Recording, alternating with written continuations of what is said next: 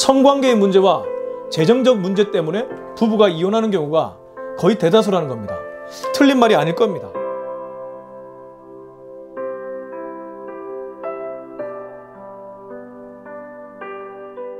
기도하겠습니다. 하나님 아버지, 가정의 달입니다. 가정을 향한 하나님의 메시지를 읽습니다. 하나님, 이 시대에 가정들이 어떻게 세워져야 되는지 말씀 속에서 답을 찾게 하여 주옵소서. 예수님의 이름으로 기도합니다. 아멘. 네, 오늘은 고린도전서 7장 1절부터 24절까지입니다. 고린도전서 7장 1절부터 24절까지의 말씀을 같이 한번 읽겠습니다. 너희가 쓴 문제에 대하여 말하면 남자가 여자를 가까이 아니함이 좋으나 음행을 피하기 위하여 남자마다 자기 아내를 두고 여자마다 자기 남편을 두라. 남편은 그 아내에 대한 의무를 다하고 아내도 그 남편에게 그렇게 해야 할지라. 아내는 자기 몸을 주장하지 못하고 오직 그 남편이 하며 남편도 그와 같이 자기 몸을 주장하지 못하고 오직 그 아내가 하나니 서로 분방하지 말라. 다만 기도한 틈을 얻기 위하여 합의상 얼마 동안은 하되 다시 합하라. 이는 너희가 절제 못함으로 말미암아 사탄이 너희를 시험하지 못하게 하려 함이라. 그러나 내가 이 말을 함은 허락이요 명령은 아니니라. 나는 모든 사람이 나와 같기를 원하노라. 그러나 각각 하나님께 받은 자기의 은사가 있으니 이 사람은 이러하고 저 사람은 저러하니라. 내가 결혼하지 아니한 자들과 가부들에게 이르노니 나와 같이 그냥 지내는 것이 좋으니라. 만일 절제할 수 없거든 결혼하라. 정욕이 불같이 타는 것보다 결혼하는 것이 나으니라. 결혼한 자들에게 내가 명하노니 명하는 자는 내가 아니요 주시라. 여자는 남편에게서 갈라서지 말고 만일 갈라섰으면 그대로 지내든지 다시 그 남편과 화합하든지 하라. 남편도 아내를 버리지 말라. 그 나머지 사람들에게 내가 말하노니 이는 주의 명령이 아니라 만일 어떤 형제에게 믿지 아니하는 아내가 있어 남편과 함께 살기를 좋아하거든 그를 버리지 말며 어떤 여자에게 믿지 아니하는 남편이 있어요 아내와 함께 살기를 좋아하거든 그 남편을 버리지 말라. 믿지 아니하는 남편이 아내로 말미암아 거룩하게 되고 믿지 아니하는 아내가 남편으로 말미암아 거룩하게 되나니 그렇지 아니하면 너희 자녀도 깨끗하지 못하니라. 그러나 이제 거룩하니라. 혹 믿지 아니하는 자가 갈리거든 갈리게 하라. 형제나 자매나 이런 일에 구애될 것이 없느니라. 그러나 하나님은 화평 중에서 너희를 부르셨느니라. 아내 된 자여 내가 남편을 구원하는지 어찌할 수 있으며 남편 된 자여 내가 내 아내를 구원하는지 어찌할 수 있으리요. 오직 주께서 각 사람에게 나눠주신 대로 하나님이 각 사람을 부르신 그대로 행하라. 내가 모든 교회에서 이와 같이 명하노라. 할례자로서 부르심을 받은 자가 있느냐? 무할례자가 되지 말며 무할례자로 부르심을 받은 자가 있느냐? 할례를 받지 말라. 할례 받는 것도 아무것도 아니요 할례 받지 아니하는 것도 아무것도 아니로되 오직 하나님의 계명을 지킬 따름이니라. 각 사람은 부르심을 받은 그 부르심 그대로 지내라. 내가 종으로 있을 때에 부르심을 받았느냐 염려하지 말라. 그러나 내가 자유롭게 될 수 있거든 그것을 이용하라. 주 안에서 부르심을 받은 자는 종이라도 주께 속한 자유인이요 또 같이 자유인으로 있을 때에 부르심을 받은 자는 그리스도의 종이니라. 너희는 값으로 사신 것이니 사람들의 종이 되지 말라. 형제들아 너희는 각각 부르심을 받은 그대로 하나님과 함께 구하라. 아멘.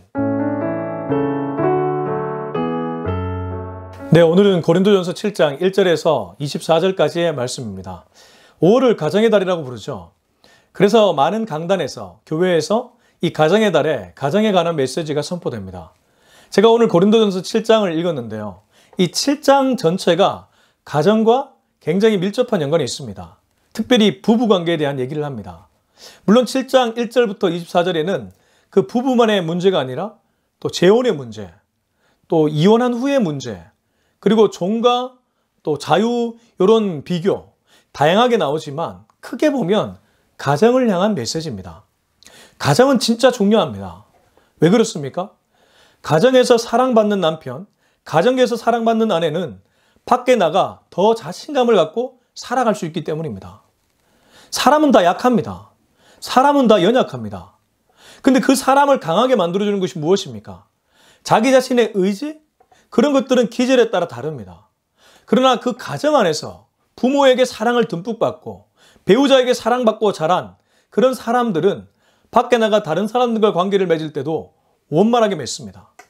그래서 얼굴에 그늘이 적죠. 근데 그렇지 않으면 어떻게 됩니까?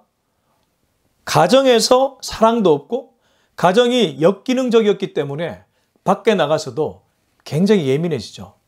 어떤 문제에 부닥쳤을 때 그 문제 앞에 마음이 무너지기도 합니다. 그래서 이 가정을 살리는 일이야말로 정말 중요한 일입니다. 교회 전체에서 중요한 사역 중에 하나가 가정사역이라는 것이죠. 저는 앞으로 목회할 때에 이 가정이라는 키워드가 정말 중요할 거라고 확신합니다. 부모 자식 간의 문제, 또 고부 갈등, 장서 갈등, 부부 갈등, 이런 모든 갈등을 풀어낼 수 있는 영적 솔루션을 교회가 갖고 있어야 된다는 것이죠. 물론 교회 목회자가 답을 다 줄 수는 없습니다. 목회자도 인간이기 때문입니다. 심지어 목회자의 가정도 문제 있는 경우도 많이 있습니다. 그래서 어디로 돌아가야 될까요? 말씀으로 돌아가야 됩니다. 바울이 살던 그 당시에도 이 부부간에 문제가 있었습니다. 자, 그들의 문제로 한번 들어가서 그 원리를 우리 추출해 봤으면 좋겠습니다. 7장 1절입니다. 너희가 쓴 문제에 대하여 말하면 남자가 여자를 가까이 아니함이 좋으나 너희가 쓴 문제에 대하여 말하면 이라고 전제하고 있습니다. 바울에게 편지를 썼다는 것이죠. 고린도 교회 교인들 사이에 음행 문제가 있었습니다. 제가 앞서 고린도전서 배경을 설명할 때 고린도라는 지역이 항구 도시였고 수많은 사람들이 몰려들었고 종교 혼합적이며 성적으로 문란했다고 말씀드렸습니다. 그 문란함이 고린도 교인들에게 영향을 미쳤고 그들 역시 음행 문제에서 자유롭지 않았던 것이죠. 바울에게 물었습니다. 너희가 쓴 문제에 대하여 말하면 남자가 여자를 가까이 아니함이 좋다. 여기 가까이 아니한다는 것은 성적 뉘앙스를 갖고 있습니다. 헬라어 원문을 보면 남자가 여자를 손으로 터치하지 않는 것이 좋다. 이런 의미가 있다는 것이죠. 목회자들 사이에 이 불문율처럼 서로 이렇게 공유하고 있는 개념이 있습니다. 남자 목사 혼자 여자 성도 집에 신방 가지 말라. 남자 목사 혼자 여자 성도를 차에 태우지 말라. 상담할 때도 오픈된 공간에서 해라. 이러한 암묵적인 그런 공유 개념이 있다는 것이죠. 왜 그렇겠습니까? 남녀가 둘이 있으면 사단이 틈타기 때문입니다. 나이 차가 나도 마찬가지입니다.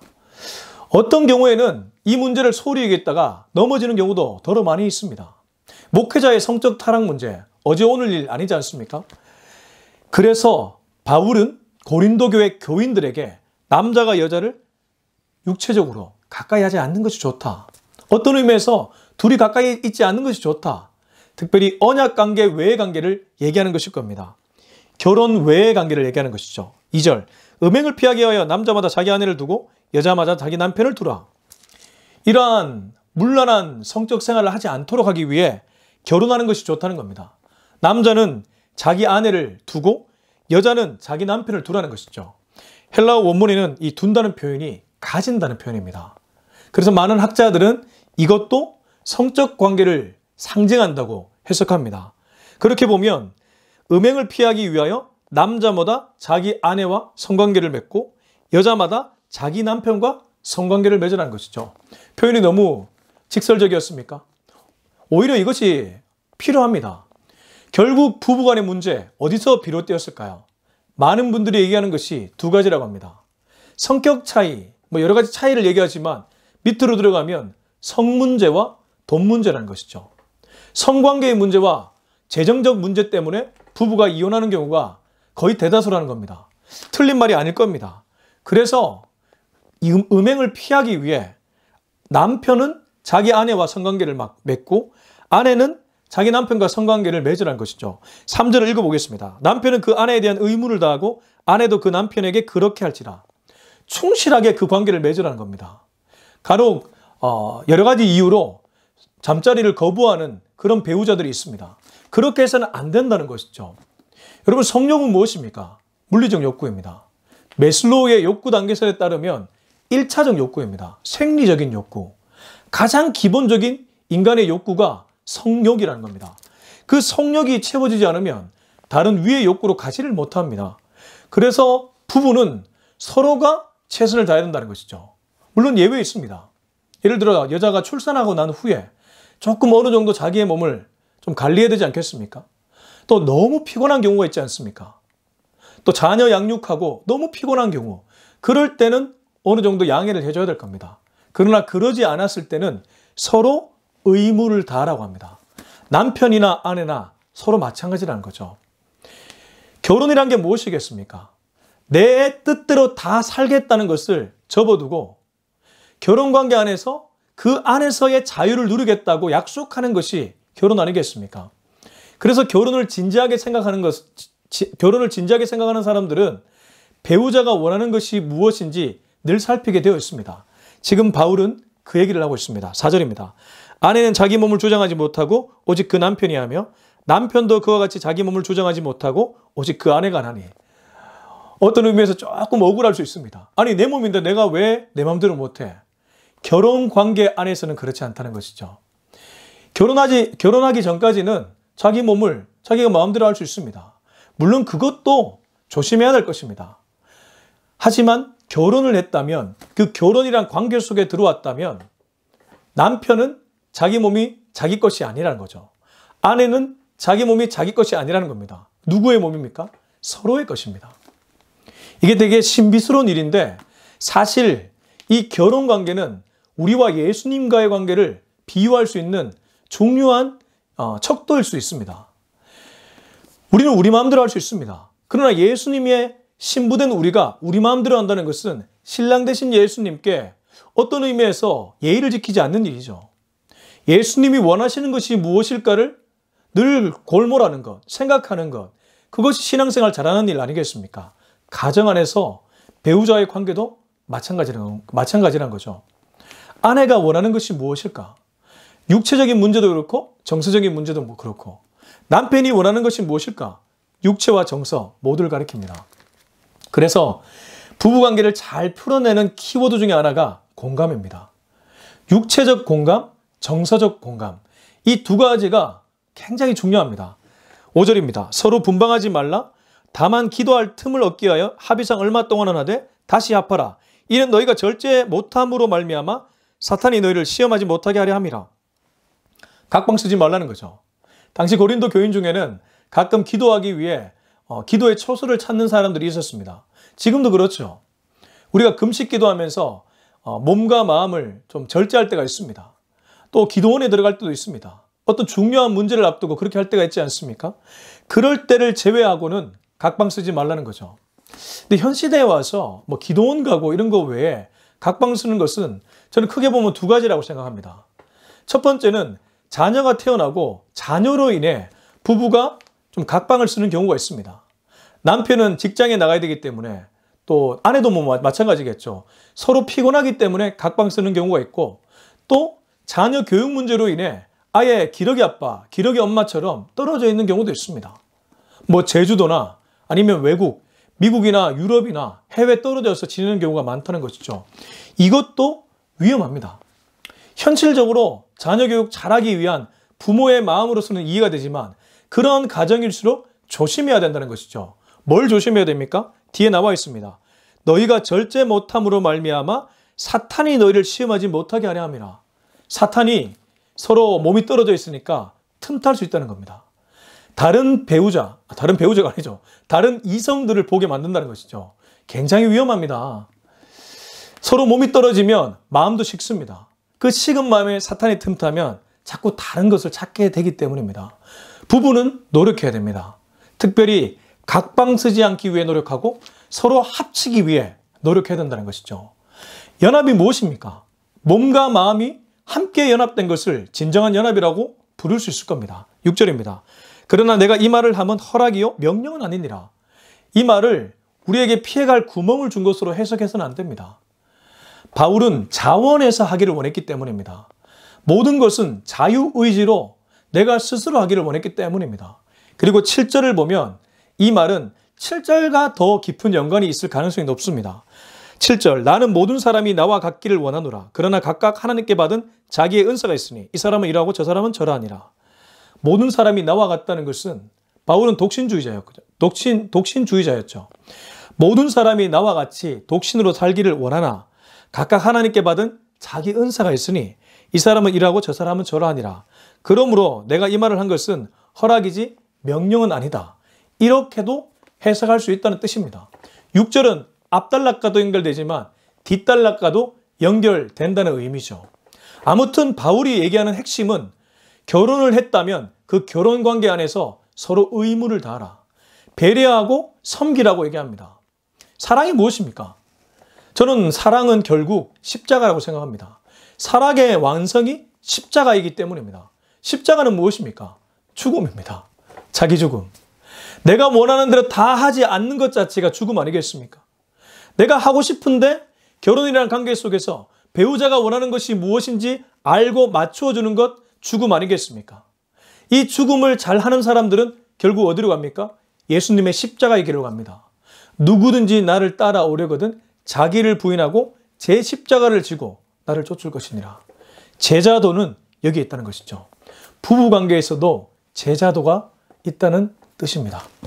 이제 8절부터는 이 부부관계가 아닌 좀 더 넓은 범위에서 얘기를 하고 있습니다. 그러나 이건 역시 관계나 가정과 관련된 메시지입니다. 8절 내가 결혼하지 아니한 자들과 가부들에게 이르노니 나와 같이 그냥 지내는 것이 좋으니라. 그는 아마 주변에서 결혼한 커플들을 봤을 것이고 얘기들도 들었을 것입니다. 그래서 결혼하지 아직 미혼자들 그리고 과부들에게는 나와 같이 그냥 혼자 지내는 것이 낫다. 살아보니 별반 없잖아. 그냥 나처럼 혼자 지내자 라고 얘기하네요. 9절 만일 절제할 수 없거든 결혼하라. 정욕이 불같이 타는 것보다 결혼하는 것이 나으니라. 그러나 내가 이 물리적인 생리적인 성욕을 절제할 수 없거든 막 불처럼 타오르거든 빨리 결혼하라고 얘기합니다. 여기서 유의해야 될 점이 있습니다. 결혼이라는 것이 내 정욕을 풀기 위해 하는 그런 수단이나 도구가 되어서는 안 됩니다. 바울이 얘기하는 것은 그 당시 고린도 교회가 워낙 음행 문제가 심각했기 때문에 이렇게 얘기하는 것입니다. 바울 서신, 특별히 바울의 윤리를 읽어낼 때 유의해야 될 점인 중에 하나가 바울의 윤리는 상학윤리일 때가 많다는 것이죠. 말이 어렵습니까? 바울이 가끔 이런 얘기를 했습니다. 여자는 종용하는 것이 좋다. 말을 적게 하라는 것이죠. 이 말 요즘 시대에 하면 여성 비하 발언됩니다. 어디 여자한테 말을 적게 하고 좀 조용히 해라. 어떻게 그렇게 말할 수 있겠습니까? 왜 바울 윤리가 상학 윤리냐면 그 당시에 교회 안에 여성들의 어떤 그 말 많음으로 인한 문제가 생겼기 때문에 바울이 이런 얘기를 했다는 것이죠. 그 상황 속에서 바울이 메시지를 던졌다고 해서 상학 윤리입니다. 그러니까 지금 이 말씀도 마찬가지죠.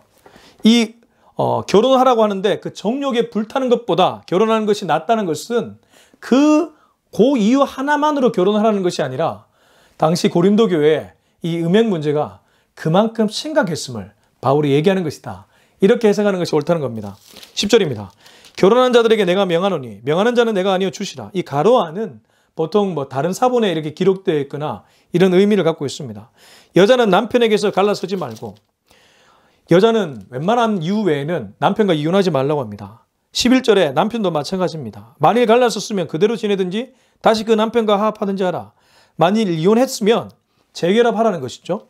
남편도 아내를 버리지 말라. 12절 그 나머지 사람들에게 내가 말하노니 이는 주의 명령이 아니라 만일 어떤 형제에게 믿지 아니하는 아내가 있어 남편과 함께 살기를 좋아하거든 그를 버리지 말며 13절 어떤 여자에게 믿지 아니하는 남편이 있어 아내와 함께 살기를 좋아하거든 그 남편을 버리지 말라. 14절 믿지 않은 남편이 아내로 말미암아 거룩하게 되고 믿지 아니하는 아내가 남편으로 말미암아 거룩하게 되나니 그렇지 아니하면 너희 자녀도 깨끗하지 못하니라. 그러나 이제 거룩하니라. 15절 혹 믿지 아니한 자가 갈리거든 갈리게 하라. 형제나 자매라 이런 일에 구애될 것이 없느니라.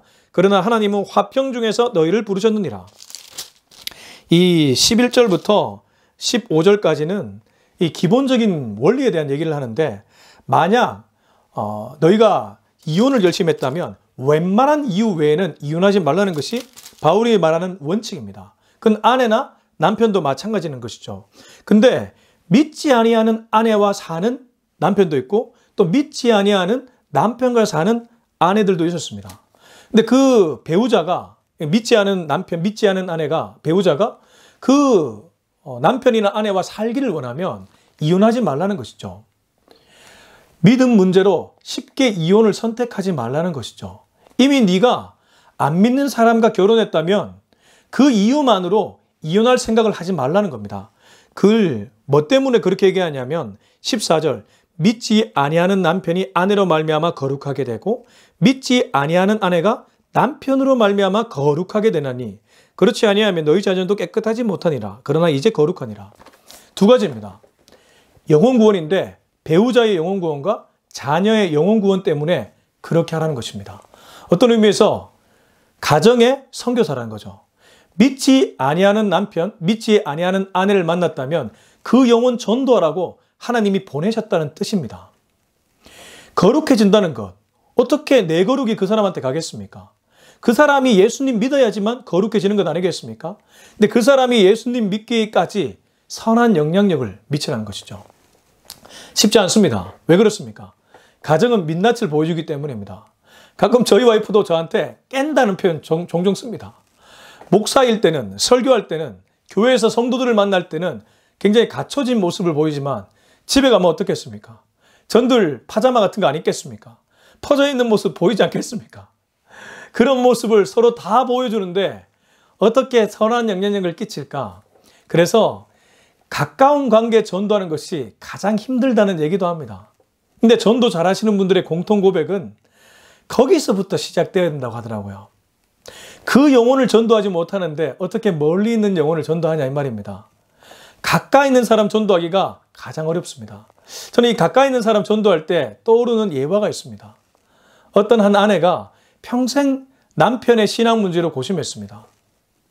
근데 그분은 한 번도 남편이 술 먹고 가거나 남편이 예수님 믿는 자기 자신을 향해 좀 안 좋은 부정적인 얘기를 할 때도 막 대들거나 그렇지 않았다고 하더라고요. 기질상 그게 안 되는 사람들도 있겠지만 그분은 그렇게 하지 않았다고 합니다. 오히려 남편의 신발을 갖고 교회로 신발을 갖고 와서 그 신발 붙들고 기도했다고 합니다. 새벽 기도 가서. 하나님, 이 신발로 얼마나 많은 곳을 다니겠습니까? 근데 부디 기도하는 것은 이 신발로 성전 오게 하여 주옵소서. 그렇게 기도했더니 하나님이 응답하셔가지고 그 남편이 예수님 믿게 되었다는 그 예화를 제가 들었던 기억이 납니다. 우리가 그렇게까지 하지 않더라도 내 아내, 내 남편, 특별히 믿지 않는 아내, 믿지 않는 남편을 위해 작은 일이라도 섬기는 것. 그게 바로 하나님이 나에게 준 사명이라는 겁니다. 거룩한 영향력을 끼치라는 것이죠. 16절입니다. 아내 된 자여, 15절에 대한 얘기를 좀 안 했는데 15절을 보면 믿지 아니하는 자가 서로 이혼하려고 하면 그렇게 두라고 합니다. 그러나 하나님은 화평 중에서 우리를 불렀다. 웬만하면 화평하라는 것이죠. 16절 아내 된 자여 내가 남편을 구원하는지 어찌 알 수 있으며 남편 된 자여 내가 아내를 구원하는지 어찌 알 수 있으리요. 17절 오직 주께서 각 사람에게 나눠주신 대로 하나님이 각 사람을 부르신 그대로 행하라. 내가 모든 교회에서 이와 같이 명하노라.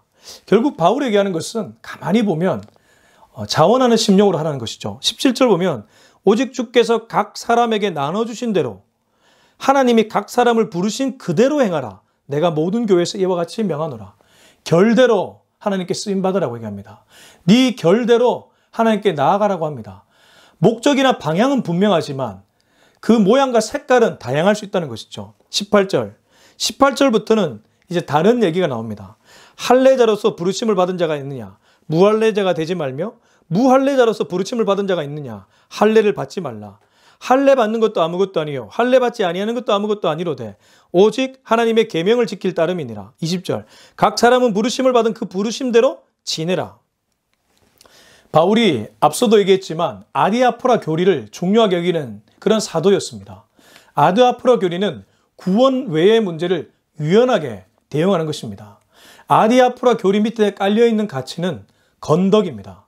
공동체의 덕을 세우는 일이죠. 그래서 목회자가 술 마실 수 있지만 누군가가 내 모습을 보고 넘어질 것 같으면 마시지 않는 것. 장로가 담배 뻐끔뻐끔 피울 수 있지만 혹여 내 모습을 보고 넘어지는 자가 있으면 그렇게 하지 않는 것.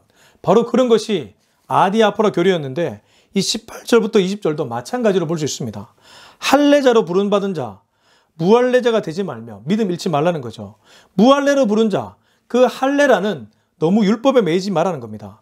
할례 받는 것도 아무것도 아니고 할례 받지 않는 것도 아무것도 아니로되 하나님이 계명을 지키는 것이 중요하다. 말씀에 순종하는 것이 중요하다는 것이죠. 그래서 예수님은 당신께서 안식일의 주인이며 안식일에 선을 행하는 것이 마땅하다고 했습니다. 그것이 하나님의 말씀에 순종하는 적극적인 일이었기 때문입니다. 바리새인들과 서기관들은 율법 준수라는 형식, 종교적 틀에 매여 있었지만 예수님은 신앙은 생명력이 있는 그런 역동성이 있다고 보았습니다. 생명력 있는 역동성이 진짜 신앙이라는 것이죠. 바울이 지금 그 얘기를 하고 있습니다. 그래서 각 사람은 부르심을 받은 그 부르심대로 지내라는 겁니다. 방종 아닙니다. 주님 안에서의 자유입니다. 참 자유죠. 21절부터 24절까지 연달아 읽어보겠습니다. 내가 종으로 있을 때 부르심을 받았느냐? 염려하지 말라. 그러나 네가 자유롭게 될 수 있거든 그것을 이용하라. 주 안에서 부르심을 받은 자는 종이라. 종이라도 주께 속한 자유인이요. 또 그와 같이 자유인으로 있을 때 부르심을 받은 자는 그리스도의 종이니라. 너희는 값으로 사신 것이니 사람들의 종이 되지 말라. 형제들아 너희는 각각 부르심을 받은 그대로 하나님께 거하라.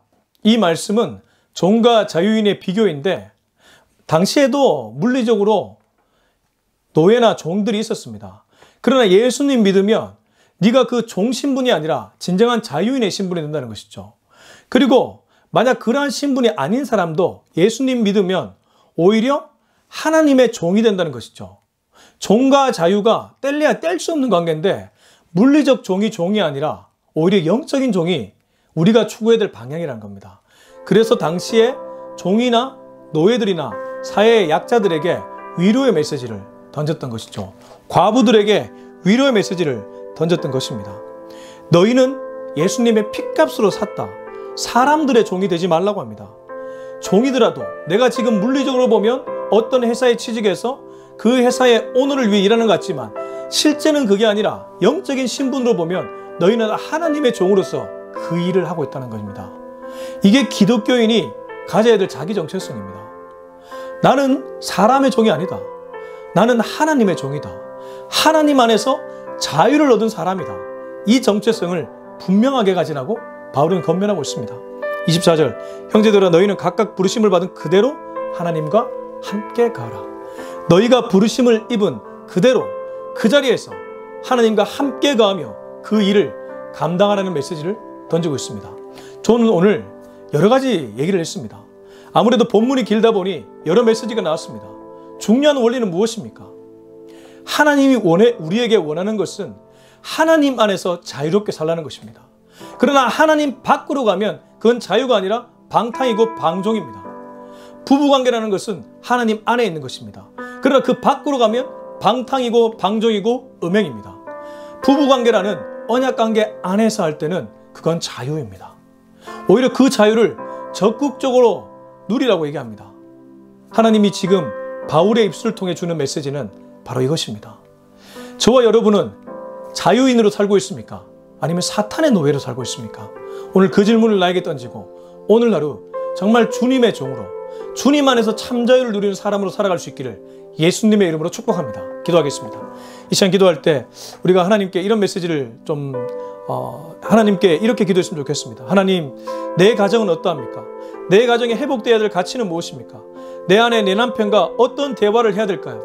어디부터 시작해야 될까요? 주님, 그 시작점을 찾게 하시고 그 시작점에서 서로가 서로를 위해 희생하고 섬기는 그 정치인이 묻어나게 하시고 그래서 부부관계가 가까워져서 가정이 지옥이 아니라 천국이 될 수 있도록 우리 가정을 축복하여 주시옵소서. 우리 이 기도 제목 가지고 주님 이름 한번 찾고 간절하고 뜨겁게 기도하겠습니다. 주여! 아버지 하나님 감사합니다. 오늘도 이 메시지를 통해서 무엇이 중요한지를 깨닫게 되었습니다. 가정이 중요합니다. 하나님 안에 있는 것이 중요합니다. 하나님 말씀 안에 있는 것이 중요합니다. 주여, 그 밖에 가면 방탕이고 방종이고 음행입니다. 사단은 자꾸 그쪽으로 우리를 유혹하고 이끌어가고 있습니다. 사탄에게 틈을 주지 말라는 바울의 권면을 듣습니다. 바울의 음성을 듣습니다. 바로 그것이 하나님의 메시지이기 때문입니다. 주여, 각방 쓰지 않기를 원합니다. 합방할 수 있기를 원합니다. 주여, 아내와 남편과 서로 충실하게 언약관계 속에서 살아갈 수 있기를 원합니다. 희생과 섬김이 가정 안에 묻어날 수 있기를 원합니다. 무엇보다 사랑으로 가득 찬 가정 되게 하여 주시옵소서. 밖에서 어떤 문제를 부닥쳤을 때도 그 가정에서 사랑 때문에 원만하게 그 문제를 풀어낼 수 있는 우리 모든 성도님들이 되게 하여 주시옵소서. 그래서 하나님 아버지, 사탄의 노예로 살지 않고 하나님의 종으로 하나님 안에서 참된 자유를 만끽하며 살아가는 우리 모두가 되게 하여 주시옵소서. 이제는 우리 주 예수 그리스도의 은혜와 하나님의 사랑과 성령의 위로하심이 오늘 이 메시지를 듣고 우리 가정을 천국의 모형으로 만들기로 다짐하는 우리 모두의 머리 위에 지금부터 영원토록 함께하기를 간절히 축원합니다. 아멘.